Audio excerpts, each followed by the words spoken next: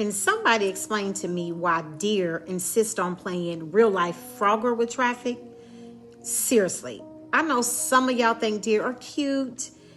I don't. Well, I think they're cute, but they make me nervous. Not because they're dangerous, but because they're unpredictable. One minute, they're standing there looking calm as can be, all cute. The next minute, they're running directly into traffic like they have somewhere urgent to be. And because my brain works the way it does, I started wondering why. So I looked it up. What I learned was fascinating. Apparently, when deer feel threatened, one of their survival instincts is to dart around unpredictably. That erratic movement helps them avoid predators. Combined with impaired depth perception and the effect headlights can have on them, it's one of the reasons they end up getting hit by cars so often. And when I read that, I immediately thought, that sounds a lot like people. Now, hear me out. The deer isn't making a bad decision on purpose, necessarily. It's responding based on what it learned would keep it alive. The problem is, what works against a predator doesn't work against a car. And I couldn't help but think about how many of us are still operating from old survival strategies. As a therapist and a coach, I see this all the time. Someone comes to me frustrated because they keep people pleasing, for example, or avoiding difficult conversations, right?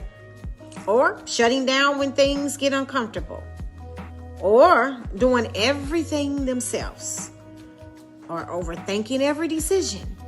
And often they beat themselves up for it. They call themselves weak, indecisive, broken. But when we slow down and start looking at their pattern, something interesting shows up. At some point, that behavior made sense. Maybe people-pleasing helped you avoid conflict in your home. Maybe hyper-independence developed because there wasn't anyone you could depend on. Maybe staying quiet kept you safe.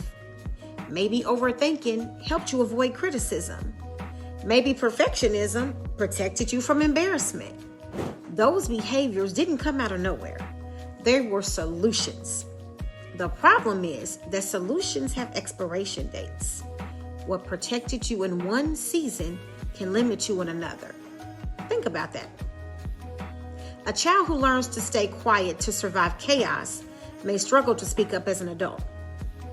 A person who learns not to trust anyone may struggle to receive support when they actually need it. A person who learns to avoid conflict may struggle to have healthy conversations in relationships. Y'all, the strategy isn't necessarily wrong. It may just be outdated. And I think that's why so many people feel stuck. They're trying to create a different future using tools that were designed for a different season. They're responding to today's opportunities as if they were yesterday's threats. That's why one of the questions I ask clients all the time is, what is this behavior trying to protect? Because once we understand the protection, we can decide whether we still need it or not, right? Not every pattern needs to be eliminated. Some patterns need to be updated, not eliminated. Some need to be healed. Some need to be replaced.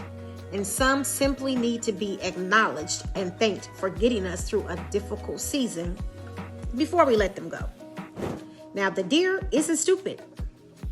It's responding exactly the way it learned to survive. And if we're honest, a lot of us are doing the same thing.